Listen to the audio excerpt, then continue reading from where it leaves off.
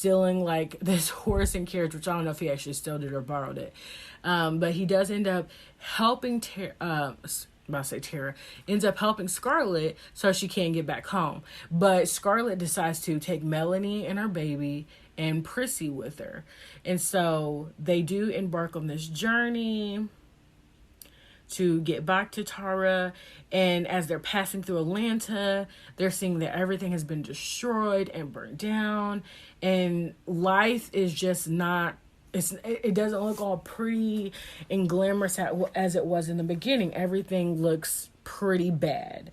And so luckily they end up making it out of town safe. They're getting close to Tara. But at one point, Red decides that he's going to stop. Like, he's like, y'all are almost there to Tara, but I'm not going to go all the way with you. And he says he wants to join the army. And he basically wants to help where he can. To me, this was like a real random thought. I don't know why he felt like at this point he wanted to join it.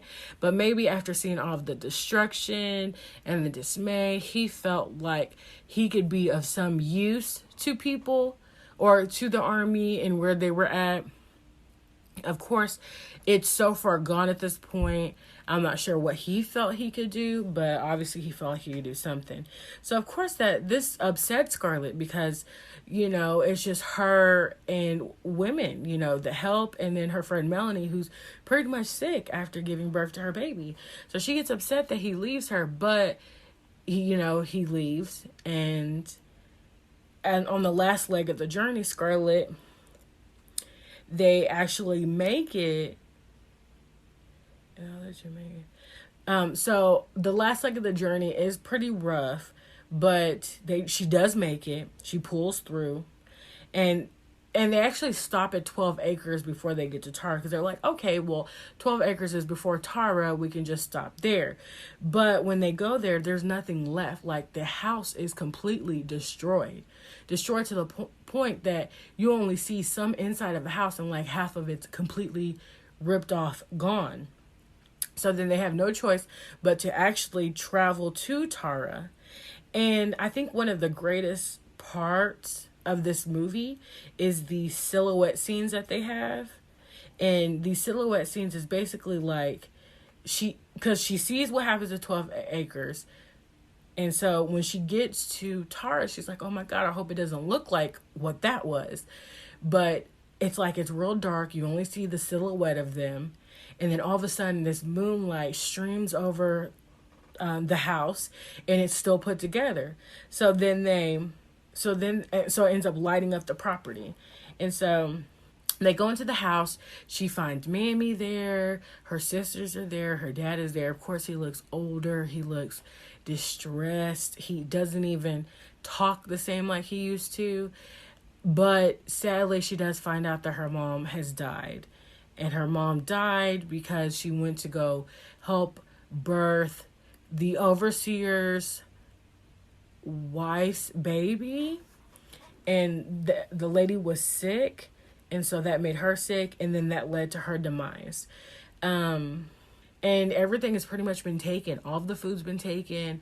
All of, the animals in the farm have been taken. Because pretty much the Yankees came in. They stole. They ravaged, and they destroyed. And so at this point, a little part of Scarlett changes, and this is when she realizes that she just has to take control, and she has to do what she needs to do in order to still fend for herself, to still carry on. And so this is when we get to the point where the South is having to rebuild, okay? And what I thought was crazy is that at the beginning of the film, of course, we have the slaves who are tending to their masters.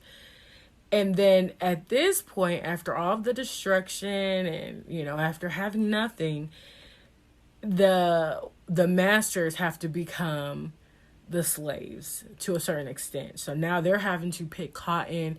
They're having to chip in because they know they have some help, but it's not to the extent where they don't have the luxury of sitting around while they do everything. And so they have to basically reconstruct life as they know it, because it's been absolutely destroyed and dismantled. So they have to start from the beginning. And at one point, like, you see her sisters, they're like really upset that they're having to be out in the field picking cotton, because of course it had thorns on it and stuff. And you can imagine what the slaves' hands look like after so many years of doing it. And so they're doing it for this short amount of time, and they see it's the worst thing ever. Okay, and you would think they would be somewhat sympathetic to the slaves for the fact that they're doing the work that they've always done. But I digress. And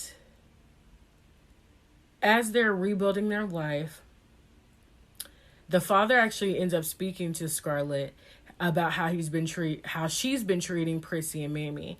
And he actually feels like she's not treating them well. She's not treating them with some sort of respect. She's just kind of, I guess, bossing them around and maybe slapping them around, doing whatever she wants. Because at this point, she is like the matriarch of this family. She's the one who's taken charge and is helping to establish who they once were. And she actually says that the father actually tells her this right after she slaps on her sisters, because one of the sisters, as she's picking cotton, she's like, I'm tired of this. I don't want to do this. And Scarlett makes it a point to say, well, we're doing this to, help Tara. And sister's like, well, I hate Tara. And so she slaps her because of that. Because that's how much she cares about their land, their plantation. Like, other than caring about herself, Scarlett cares deeply about Tara. And then at one point, as they're going on with normal lives, just trying to rebuild things, Yankee actually comes to their home. Now, mind you, no one else doesn't see him.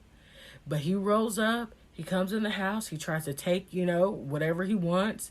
And Scarlett ends up shooting him. And she ends up shooting him with the gun that Rhett gave her when he had parted ways with her. And when she shoots him, I felt like that showed a little, like, I don't know, it's one or two things. It's either one, she cared about herself, so she shot him to make sure he didn't take nothing from her. Or maybe she actually genuinely wanted to protect her and her family and her help and everyone else from, dealing with any of this nonsense of anyone just coming in trying to take control or just take from them things that they've actually worked for at this point. And Melanie, who is at this point getting better after, the birth of her baby. She's still having to rest and, build up her strength. She sees what happens and she actually helps cover for Scarlett. And that once again shows how she is, I don't want to say like she cares so much about Scarlett, but it's just how she does, like she's just willing to do things for her and she's willing to show compassion to her, unlike what Scarlett is willing to show to other people. But she helps cover for her and she doesn't judge her for what she's done. And once again, she's just a supporter. I guess that's the best way to say it. She's just, even in this dark moment, she still supports Scarlett. Okay, so then we're at the point where war is over. The South did not make it, of course. And the men that did make it through the war have came back, and some of them have actually came back to Tara the plantation, because I'm pretty sure this is one of the plantations that's actually made it through everything. I'm not sure how many other ones have made it, but I guess the soldiers know or somehow heard that they can go to the Tara. So they're taking baths, they're getting their clothes washed, they're getting fed. And even after these men have been through war, have probably seen some very tragic things, Scarlett's still like, wow, so we just gonna let everybody in here eat all the food that we done grew and worked to get? And so she's still selfish. She still does not care. So even after, having to get the strength to rebuild, having to start over, and you think you would learn something from this, you would think you would get some gratitude, you will humble yourself, and yet there goes Scarlett just being Scarlett. Okay. And then we end up seeing one of the soldiers that returns as Frank. And he was actually in that hospital that she worked in before, the city got infiltrated. And so he ends up telling her that basically he's been wanting to marry her sister, Sue Ellen, but he really hasn't made that step yet because he knows he has to make money to be able to take care of her. And he does end up getting Scarlett's blessing pretty much once he does vow that once he gets himself together, he makes some money, he will ask for her hand in marriage. And that's I mentioned that because it's going to be important to the plot later. But as we're seeing all these men coming back, as they're helping taking care of them, giving them just some sort of shelter at this transitioning time. Ashley ends up coming back, and we had found out that he was actually captured, but somehow he got away, or they let him go. Maybe after they won the war, they were like, okay, we'll let y'all go. Y'all know what it is at this point. And so Ashley comes back, and of course Scarlett, she's still in love with him. And I thought was a pretty powerful moment is Melanie recognizes Ashley running onto the plantation. At first, he's so far away, you can't tell who he is, but that's her man. So she know her man from far away. So she ends up running up to him as he's running onto the plantation. And then once Scarlett catches wind that that's Ashley that's running onto the plantation, she starts to run to him too. But then Mamie stops her and she says, "That's Melanie's husband." I know you're happy for him. I know you care about him, but don't forget what your place in his life is, and that's not his wife. It's not the priority. So after, everything's been going, somewhat good, everything's getting rebuilt, Scarlett actually learns from one of her hands that the North has actually raised the tax on the properties, and that she actually has to pay $300. Now, I don't know what that was in compared to what they had to pay before, but it's an amount that is astronomical to what they can actually afford.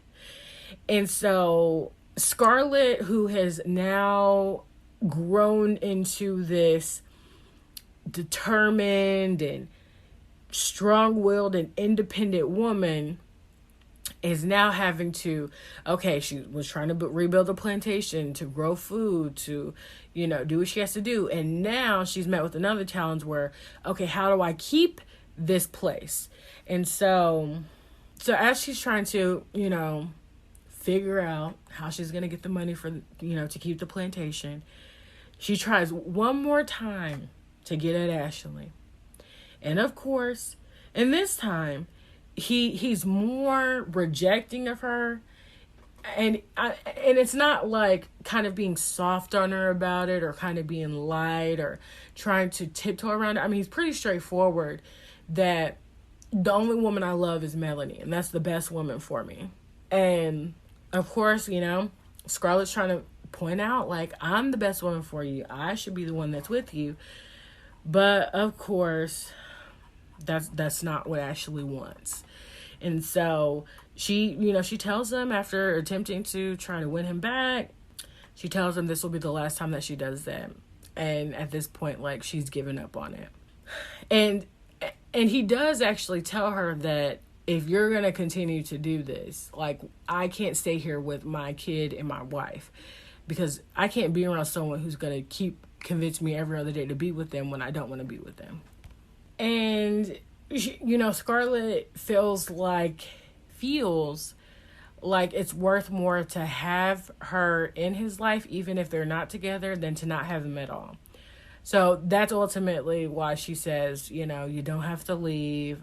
I'll never do this again, because she would rather have him around than not at all. Then the overseer that used to work for them, and this was the overseer we saw in the beginning one time, and the mom made it very clear that she did not want him to work for her anymore, because they just didn't like how he moved, ultimately, just who he was. They just didn't respect him. And He comes back. It looks like he's doing well for himself, and he actually tries to buy the plantation from Scarlett because he even heard about the taxes being raised, and he can afford it.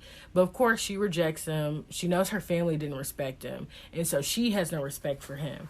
And also, not more than she don't have respect from him, she knows his now wife was the reason for her mom dying. And so he ends up, she pretty much tells him off. He leaves. The dad sees him. And I believe the dad knows what happened too with the mom as far as her getting sick because of his wife. So he's resentful towards him too. Because in the beginning, the wife did tell him, like, we cannot have him around no more. He does not need to be around us no more. And the dad didn't really take it very seriously. And so I think he harbors those feelings and of regret. And so when he sees the overseer leaving, or the ex-overseer, he gets on the horse. He actually chases after him. When he chases after him, he actually falls off the horse, and that kills him. So not only has she lost her mother, she's also lost her dad. And so she knows she really has to kick things into gear, because after mourning her dad's death, the reality is she still has to find money to pay for the tax. So she ends up having Mammy make her a dress out of these huge drapes that were in their living room. It actually came out pretty nice. And she goes to find Red, tries to smooth talk him, tries to get him to, and get in her good graces with him, because they left on bad terms last time. And so at first he's buying it because he's like, oh, okay, maybe she's finally come around. But then he realizes when he looks at her hand that they're rough, and that she's actually been working on the plantation. And he's like, the only reason you're gonna be working on the plantation is because you need to be working on the plantation. So what do you need from me now? And, she tells him, I pretty much need money for the taxes. And he refuses to give her the money because he's just like, no, I'm not going to do that for you. So, of course, they leave on bad terms again. And as she's in town, I thought this part was interesting. She ends up passing by a white man that's surrounded by black people. And he's letting them know that they're going to get a 40 acres and a mule along with the right to vote. And he emphasizes, we're your friends and you'll vote just like your friends. So I guess to make their people like, we used to be bad. We had you as slaves, but we're good now and we're giving you opportunity. So we're all on the same page now, which we know how that is. And I thought that was interesting. And I felt like it was kind of setting historically where they were at in this film. So this had to be after the Emancipation Proclamation, when the slaves were free. And I guess that was the gig to, give people stuff as their reparations back then. But we saw how that went. Anyway, so Scarlett, as she's trying to, get back to the plantation, she ends up running into Frank. Mind you, Frank, we talked about earlier, he wants to take her sister's hand in marriage, but, vowed to take care of some business before he did it. She sees Frank. He actually has a store. He's doing very well for himself. And then when she sees how well he's doing for himself, the light bulb goes off and she realizes, oh, here's some way that I could, I couldn't get money from Red. I don't want no one to buy the plantation. Oh, well, Frank wants my sister, but yeah, let's, of course she has to discover some way to benefit her, which it benefits everyone ultimately, but at the same time, once again, it's for her own reasoning. So she ends up telling Frank that her sister, because he asks about her, because he always, when he comes around Scarlett, asks about her sister. And she ends up telling him that the sister is marrying some other random man. And Frank is a little hurt by it, but it's basically insinuating that she is next up. She should be with him. And so she does this. She decides to marry Frank so that she can get the money for the plantation, because if she marries him, then she can get money from him. I don't know why she couldn't just ask and then maybe her sisters still marry him, but I guess she felt they need to be married. But I guess she also felt that not only could she get money to help save the plantation, but she can get ongoing funds if she's marrying him, working with him, so on and so forth. And so, of course, this upsets her sister greatly because she was expecting to be married to Frank and she actually cared about him. And once again, Scarlett marries for her benefit, to help her in some type of way. So then we realize that Ashley is actually wanting to leave to New York because he wants to do a banking job. And of course, Scarlett wants to keep him there in her presence. And she actually thinks that it'd be a good job that he works in the lumber business that she wants to create with Frank. And so he's like, I don't know anything about lumber. And she's like, we don't know anything about banking either, so maybe we should just stay here. Of course, she wants Ashley to be up under her nose, and she'd rather him be there, not with her, than to be in a completely different state and she doesn't get to see him again.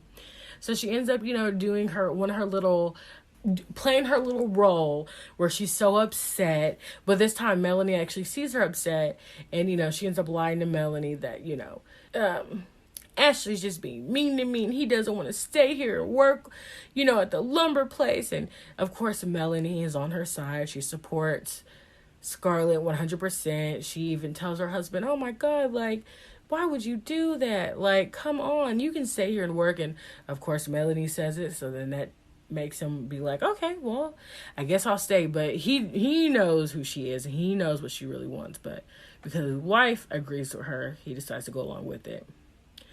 So once Scarlett is married with Frank, she ends up buying a mill.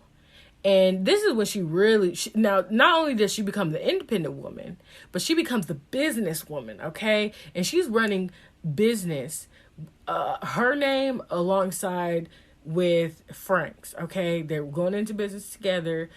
She's running things pretty much, and everyone else in town is noticing it as well. Because she's riding her own buggy. She's basically working with the enemy. And the fact that, she's pretty much the face of the business and she's very active in it. It's not like her name's just on it and she doesn't have any say-so. Like, she is the business pretty much. And she's becoming a very successful woman. So now they're really not having to pick cotton or scrounge for money or, do any of what she's doing before. Now she's actually being able to have the luxury that she once had in her life before. And of course, Rhett comes back in again, like he always does. And when he shows up at this point in her life, she's this businesswoman. She's married yet again.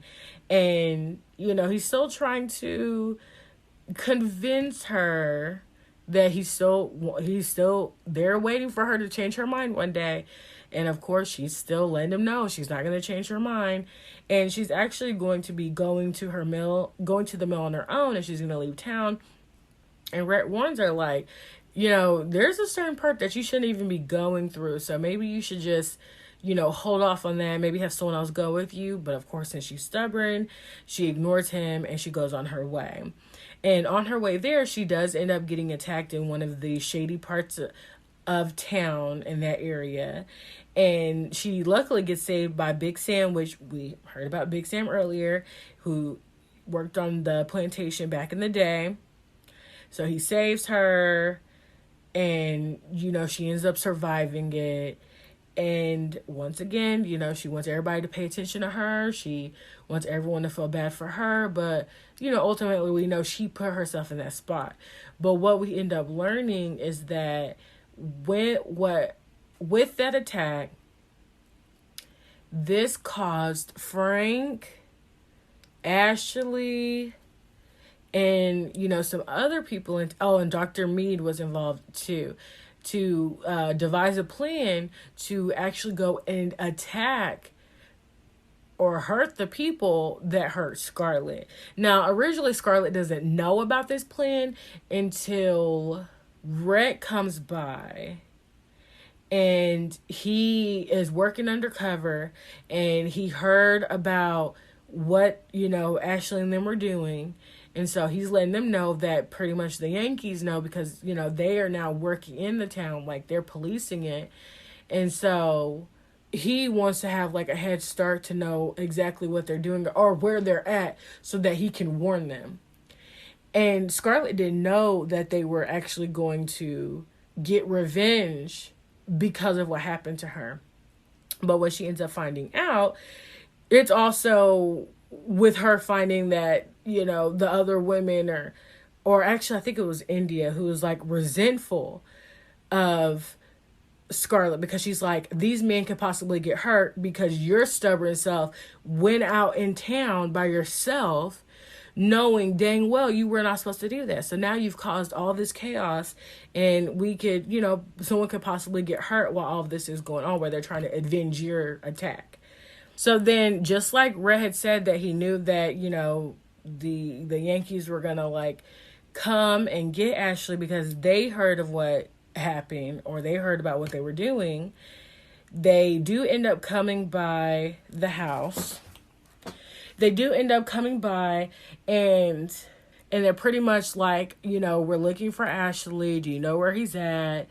And of course they're all kind of playing like they don't know where he's or they're saying where he's at, but the Yankees are like, we know he's not there because we already went over there. So like pretty much tell us the truth because we need to like have a word with him. So of course his wife Melanie is playing coy and they're making it seem like that Ashley is somewhere else and absolutely has nothing to do with what they're trying to look for him for. And of course, the Yankees are like, we went to that place, we did not see him out there, so guess what, we're actually going to wait until he comes home because we know he's going to come home eventually.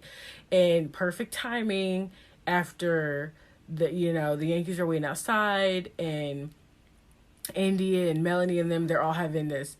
Well, actually, they stopped talking. They stopped having a conversation about what's going on because they do not want, the Yankees to hear that they know. They don't want the Yankees to hear about what they may know about the situation. So then Ashley does come home and he looks really drunk. And Dr. Mead is with him and he looks pretty drunk. And actually, Rhett is with them. So it's Dr. Mead, Ashley, and Rhett. They're all together. And Dr. Mead and Rhett, they look pretty drunk, pretty wasted. And so, the Yankees at this point are wanting to take him in. They want to arrest him because they heard about, what happened in that town. And that basically we're like, you cannot put the law into your own hands. You're going to come with us. But then Dr. Mead and Rhett are trying to convince them that he wasn't doing what you think he was doing. He was actually getting drunk. And he was actually hanging out with a lady in the town that doesn't have the best reputation. Her name is Belle, Mrs. Bell, something like that. And they're like, well, we were at her house, which, of course, none of the ladies want to hear that their man had been hanging with her. But in order to save their tail, in order to save Ashley from, being locked up, they know that would be the best interest to just, make up something. So then they end up convincing the Yankees that he had nothing to do with what happened in that town. And so they end up, letting him be. But then as soon as they leave, we learned that Dr. Mead was playing this role the whole time. He was not drunk. And Ashley actually had been shot in his chest. So they, did do what they did. But of course, he got wounded in the battle.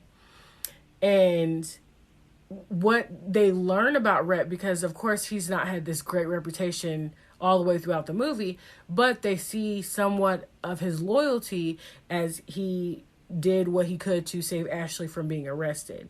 So everyone has a little bit more respect for him, but of course Scarlett is who she is, and none of that, makes a difference to her and how she feels about him. She still don't want to be with him. So then what's really bad about the situation is, yes, Ashley was wounded, but we learned that Frank actually got shot in the head. So now Frank is dead, and this is her second husband that has died. So, of course, fast forward, Scarlett, I don't know if she's actually mourning his death, but she ends up, drinking heavily. And I don't know if it's because maybe she did kind of care about him, because she wasn't really like, she didn't show PDA with him. When he used to call her sugar when he was alive, she used to be like, stop calling me that. So she didn't like any pet names. So I don't think she had a real connection with him. But maybe it's just the fact that, wow, this is my second husband I've had and now he's dead. Like, what's wrong with me? Am I cursed? And so she somewhat is mourning his death. And of course, Rhett comes by again. But at this point, he's tired of playing games. He says, I can't live without you. I realize you're the woman I love. You're the woman I want to marry. And that's it. Well, initially, he's, trying to persuade her. And of course, she's rejecting him.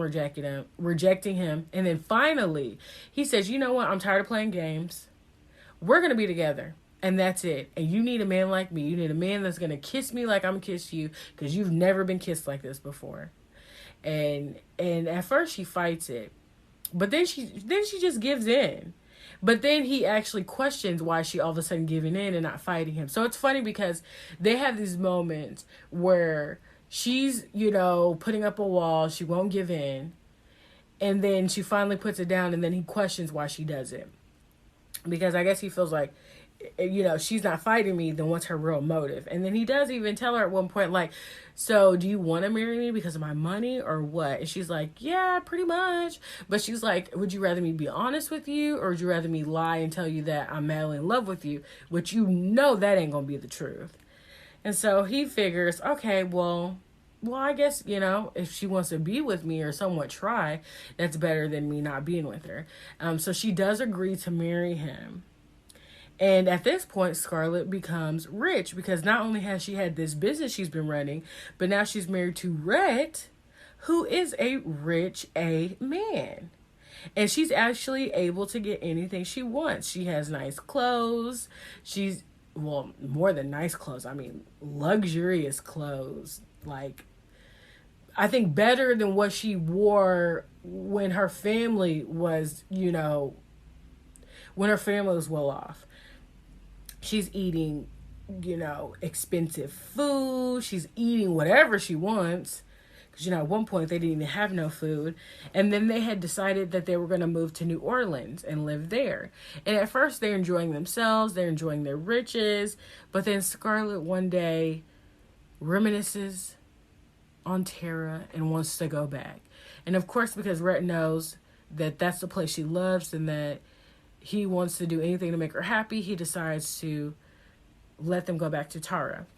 So when they go back to Tara, she talks about rebuilding her house, but then Rhett says, we can build a house. And you know what? We can build it exactly the way you want to on this land. And they end up doing that. They end up building a really nice house, but then they end up taking Mammy and Prissy with them. Because Mammy and Prissy and, the people that's worked with them throughout all these years lived in that house on Terrace still. So even when she left and was with Frank and all of that, they were still where they were. And so she ends up taking the help away. And this makes her sisters even more mad at her, because they already resent her because she's gotten married twice. Now she's living the life of luxury. She's, stole one of the sisters' men who's now dead. And now she gets to take the help from them, when they go to build their own house on the land. And so then after they've built this house, the next step in this family life, of course, would be baby, right? So Scarlett ends up having a baby girl. And when she has this baby girl, we also realize that Scarlett still hasn't changed much. At this point, she's been very consistent in the film. She's very consistent. And one of the things that stayed consistent is her love for Ashley. So Ashley is still working at that store that she's still running. And there was a part where Rhett was like, you don't even have to work at the mill anymore. But Scarlett has chosen to still do that, and we know why. Because Ashley still works there. And if she could find anything to stay close to Ashley, she's going to do it. But Rhett is also aware that even though they're married, they have kids, life is going great, he's giving her everything she wants, she still is not over Ashley. And at one point when Scarlett goes down to the store, her and Ashley, they're kind of talking sweet to each other. Nothing like too flirty, but maybe flirty for that day.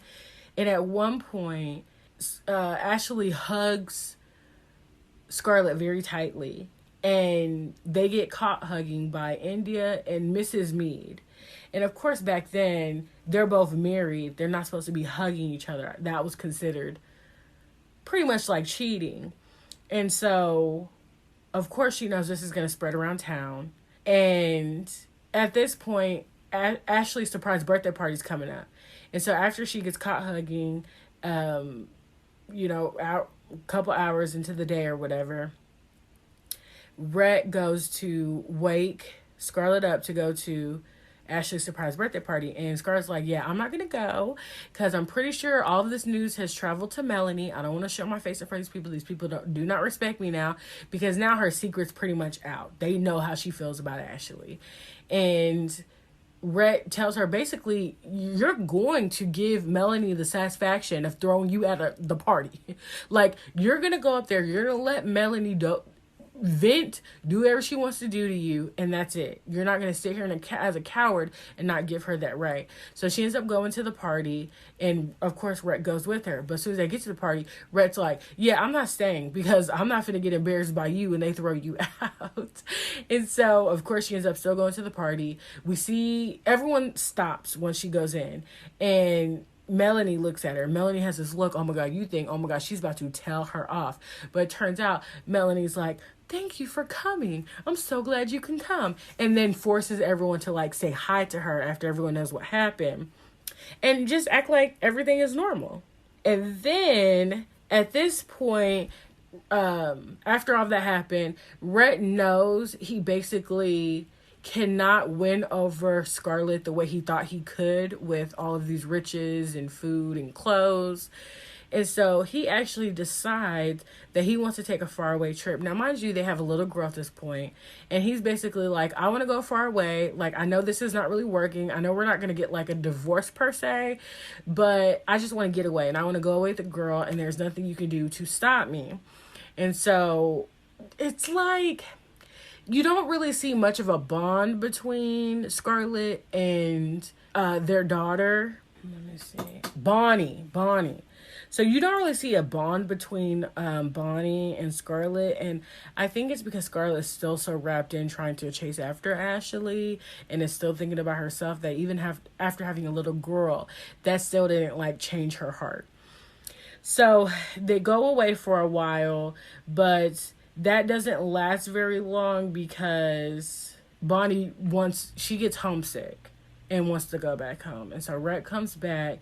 When he comes back, Scarlett actually lets him know that she's pregnant again. Now, mind you, after she had the baby, she was feeling some type of way about the weight that she'd gained or that her waist was bigger. And she told Rhett she did not want to have any more kids. So then she ends up having or is pregnant with another child. And when she gets pregnant with another child, of course, she's like even more angry at Rhett because one, he left her. And then two, now she's pregnant again. And they're doing like that banter like when we first met them. So she's like letting them know, I wish I could have it. Like, I wish I could have a kid with anyone else. Like, I would rather have a kid with anyone else but you. And how much I despise you. And Rhett is like playing with her. And he tells her something along the lines of, well, you never know what might happen. You may hurt yourself. I guess to basically say, maybe you're going to do something that's going to get rid of the baby anyway, so don't be so mad about it. And when he tells her that, she gets so frustrated, she like swings at him to hit him. Now, mind you, they're standing at the top of the stairs when they're talking. And so when she swings at him, she ends up swinging so hard, she like throws herself down the stairs. And then Rhett feels really, really bad about it. Because he's like, oh my God, she's pregnant with my baby. Because I said that made her angry. And then she fell down the stairs. And so he feels like it's his fault. And then there's like this moment between Melanie and Rhett. And she's basically trying to like comfort him and let him know that, things happen, that wasn't your fault, you are a good guy to her, like everything's gonna be okay. And so then Scarlett, she does end up getting better, that she doesn't lose the baby or anything, so everything's still fine. And then as she's getting better, at one point she's like sitting outside, and Rhett is trying to recounsel with her, and he wants to make it work. He's like, okay, well, how about we just go away? Let's pretty much like start over. And while he's trying to do that, their little girl Bonnie, she learned how to ride the horse from the side, where like she doesn't straddle the horse. She has her legs on the side of the horse. And her father has taught her how to jump hurdles. So she tells him, hey, look at me. I learned how to, jump on a higher hurdle. And at first they're kind of like brushing it off, like, oh no, don't do that, don't do it. But the little girl's not listening to them.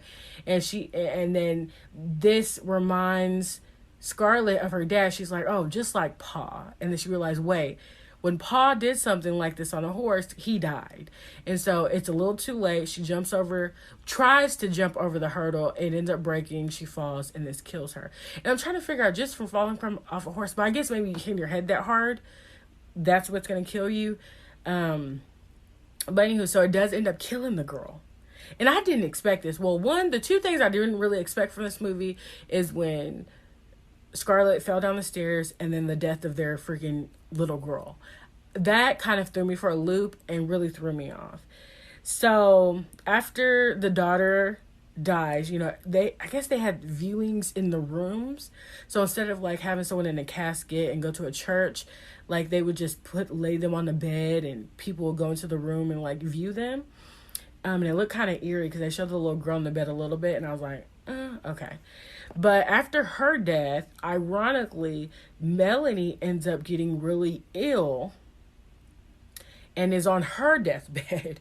So she ends up, as her last words to Scarlett, is that she wants her to look after, her kids, make sure they're good, and then also to look after Ashley. And of course, in this moment, Scarlett, it's almost like a permission for Scarlett, like, ooh, Melanie, this is like what she's wanted this whole time, is to have Ashley to herself. And so Melanie dies, and instantly Scarlett is comforting Ashley and is so upset about Melanie, but we know really she wants Ashley to herself anyways. And so even with all this hurt and stuff, I guess she thought Ashley may be all over her, maybe have a change of heart because his wife is gone. But he realized even through her death that he still loves her, he still admires her, he still desires her, he still wants her. And then all of a sudden that like makes something click in her head.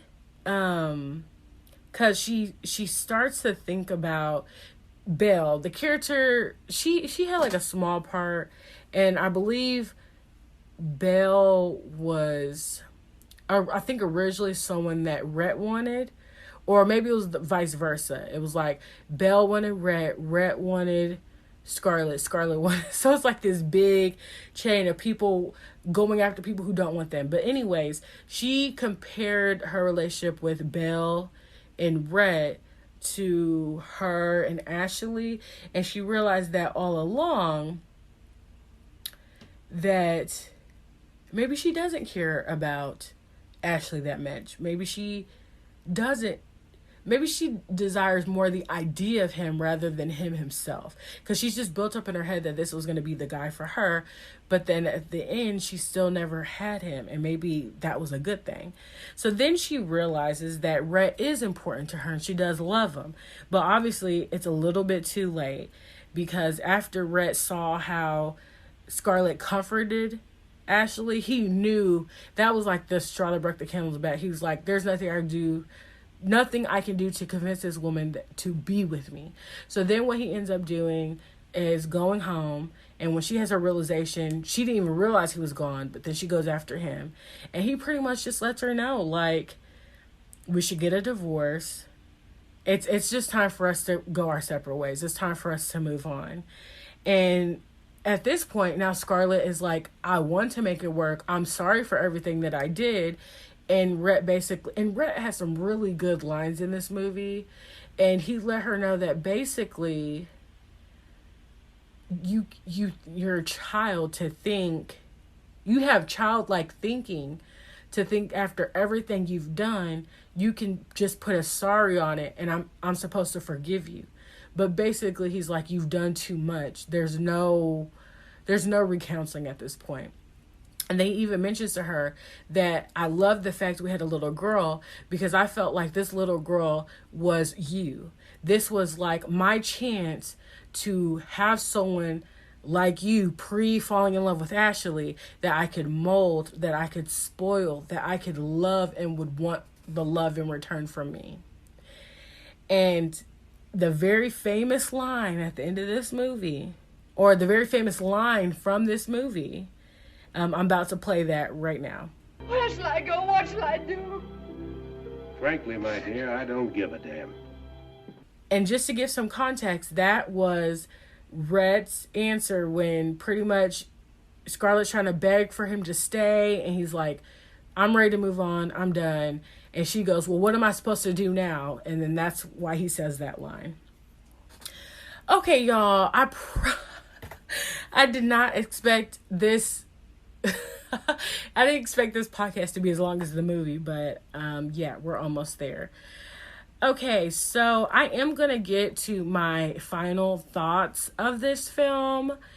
But like I said before, I just wanted to give an objective, just oral commentary on it first, as the movie as it is, just pertaining to the plot and stuff, just the important parts of it that, you know, was driving the movie along. But first, I'm going to get into like a couple things. I don't want to hold y'all too much longer, but hopefully you're enjoying this. So, okay, let's go with favorite character. Who's my favorite character in this film? Rhett, for sure. He was the guy that popped up here and there. I felt like he popped up in different stages of her life where I guess you would almost think you would see growth in her, that maybe you see she'd be a different person, but she stayed she stayed the same person with the same mindset, if that makes sense. She stayed the same person with a different mindset. And it was also like, how can I get this money? How can I get this money? How can I advance me? How could I help me? It was just ways to be innovative to help herself, but never really, like the ice never melted from that cold heart. And so his presence, whenever he did appear, was enjoyable to see on the screen. He said a lot of wise things. He was very articulate. He was charming. And just like her, he goes after he wants, but he's also passionate. I mean, he's also compassionate about how he talks to people. And he does have a very nice way with words. So he was definitely my favorite. My favorite scene in this movie, and this was the part where when Scarlett just has her baby, and Rhett and Mimi are in the room. And I love this scene because this is the one moment we truly get to see Mimi be human. And when I say be human, because we're all human at the end of the day, but as far as our range of emotion and to be not something stereotypical, which are what most Black people were put into roles to be, she got to just be a woman, okay? Because when Rhett's talking about his daughter and he's gushing about her, he wants to celebrate this moment with Mammy. He offers her a drink. And then at one point, Mammy lets him know that she is wearing the petticoat that he bought her. Now, there was some scenes before when Rhett and Scarlett first got married. He actually mentioned to Scarlett, you should buy something nice for Mammy. And she was so selfish, like, oh, she doesn't need it anyway. She'll probably refuse it because it's coming from you. So she didn't even think about Mammy and all of this. But Rhett did. And with all his riches, with all that he could be thinking about, he thought of getting something nice for Mammy. And that just showed how he humanized her, how he thought of her as a woman, that she would like nice things, that she deserved nice things as well, even though she was the help. And in this moment, Mamie isn't mad. She isn't talking fast. She isn't just the stereotype. She's just a woman who's having a conversation with another man, and they're enjoying this moment, and she gets to be happy. She gets to be relaxed. She doesn't have to be on edge. And I just felt like this was a really human moment. And the fact that Rhett doesn't act like she's beneath him, in which he didn't really do that at all to anybody. And that's what another thing I loved about his character, is that it was like fair grounds. Like he just seen people as people. He didn't, not saying he didn't see color. He sees color, but he's like, I respect you. I don't care about that you're the help. I'm still going to respect you like human to human. And it just showed Mamie in a different light, because throughout the movie she was, seen as like aggressive and, loud talking and talking fast and always angry, or always, scolding Scarlett about something. But in this moment, she just got to be loving. She got to be happy. She got to be excited. And she got to be more than the help. She got to just express emotion like a normal person, if that makes sense. I know anger is an emotion, but the way that they do in these movies, especially like movies showing slavery, it's like you're one note. And she got to be more than that. And I loved that. And I really enjoyed that scene. That's definitely my favorite. Now, before I get into some trivia here. Okay, so to get into some trivia here, I'm just going to go into a little bit. This movie was a novel that they turned movie by Margaret Mitchell, which was published in 1936, so about 3 years before this movie came out. This movie was very, very popular by the masses. People loved this. This book was very popular. People loved this book. People were excited about this book. And I thought it was crazy because this was actually the only book by Margaret. So she actually didn't write anything else. And then this would end up, this was the one thing that stuck and did really good. So, because even with the Black people being in the movie, since they would premiere these at white theaters only, she wasn't actually able to attend the premiere because of the racial segregation. And Clark Gable is actually really upset about that. He actually allegedly had threatened to boycott the premiere unless she could attend it as well. And of course, Hattie McDaniel, being the understanding, compassionate person she is, she thought that he should still go and pretty much like, don't worry about me, I'll be all right. I guess it's like, I got to be in the movie, so that's good enough. Her thinking, of course, possibly. And then this movie actually, so according to IMDb, if the box office receipts were adjusted for inflation, it would be the top grossing movie of all time.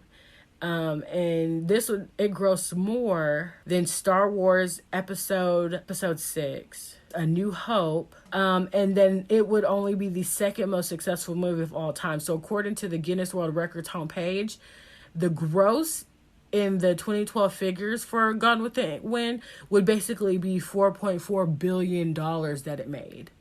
And I'm guessing that's just, I don't know if it's when it initially came out or just like over time, that's how much it's grossed. Okay, so before I get into my actual final thoughts, I kind of want to go over just some elements of what would make this movie great.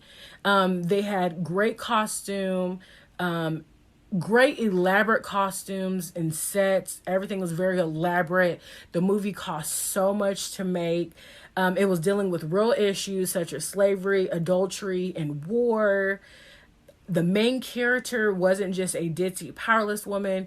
She was beautiful and yet powerful and desired and independent and determined, and was always calculated in any of her steps, and would stab or step on anyone that got in her way for anything that she wanted to do. So to be a woman and to be so cold-hearted, that wasn't a very normal type of character for someone. So that was definitely different. And And then she had men flocking to her, not her like flocking over men necessarily, even though she had one that she really wanted.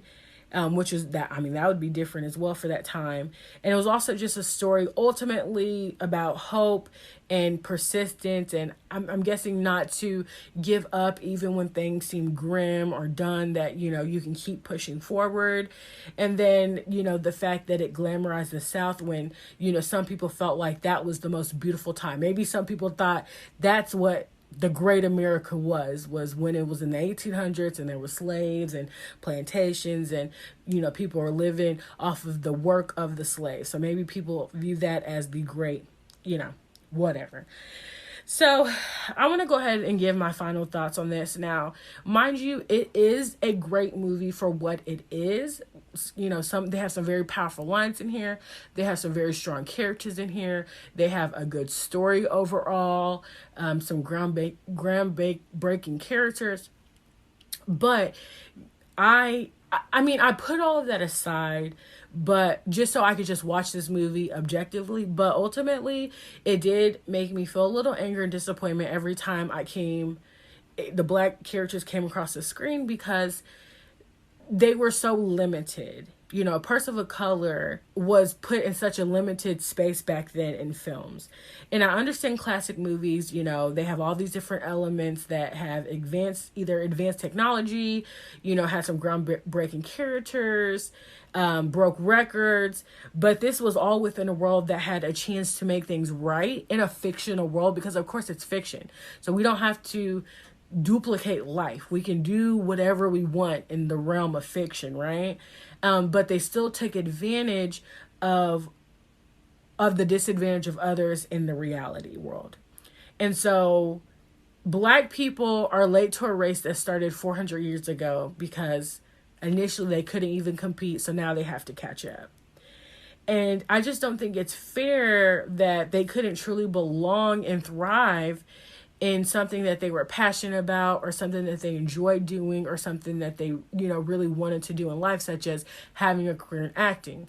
And I do understand that black people did get roles back then and were somewhat included, but there was stipulations within the space that they were allowed in. So it's like, yeah, you can act in movies, but you can only be a maid, but you can only be, you know, sounding stupid. You can only be beneath everyone.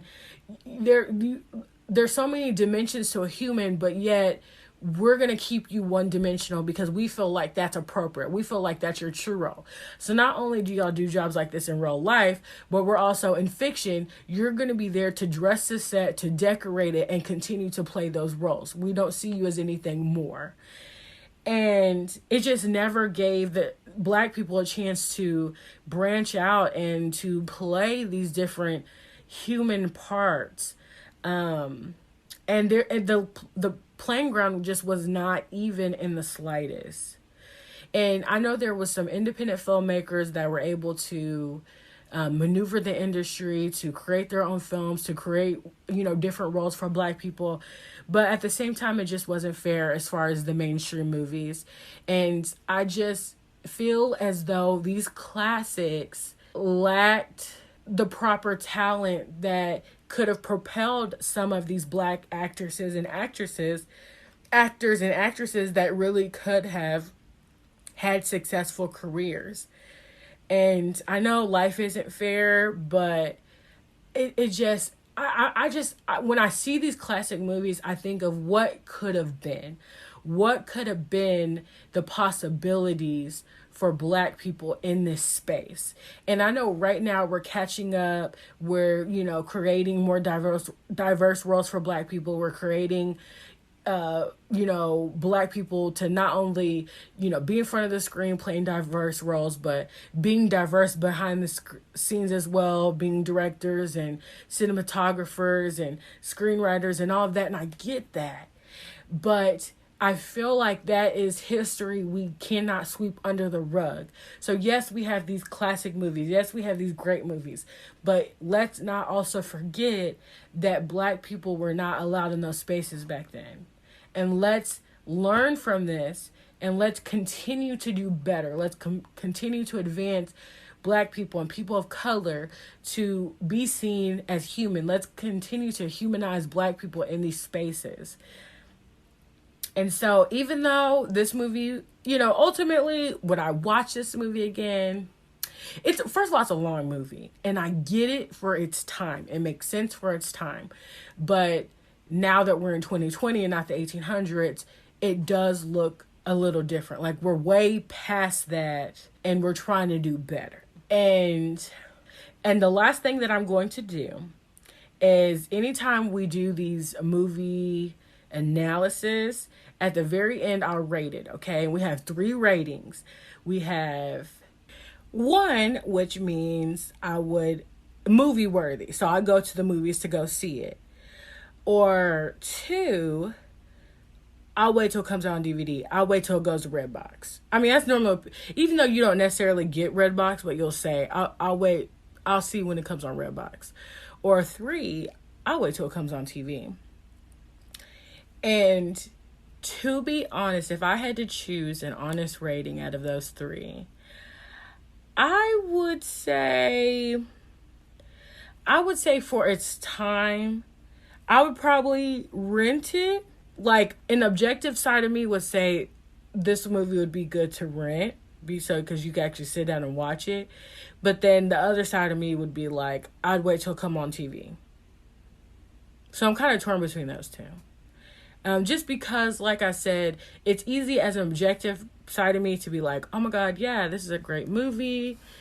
But I guess there's still some aspects of me, like, I get it's a teachable movie, but at the same time, it's like, some stuff like that, when you're a person of color, you just don't want to watch it. But the plot overall was, the plot was good. And yeah, you know what? That is all I got for the movie. Oh my God, this episode's so long, y'all. But I hope y'all stuck in. I hope y'all enjoyed it. And we'll be doing this. It's not all the time. This is some certain movies I'll pick out and we'll do. I have a few of them sprinkled throughout the rest of this year. But I hope you enjoyed this first episode. I'm so glad that we got through it. Thank you so much for tuning in. Thank you so much for listening to me. And you know what? The episode is over. The credits are rolling. The show is over. And I'm out of here. I'll see y'all at the next showing.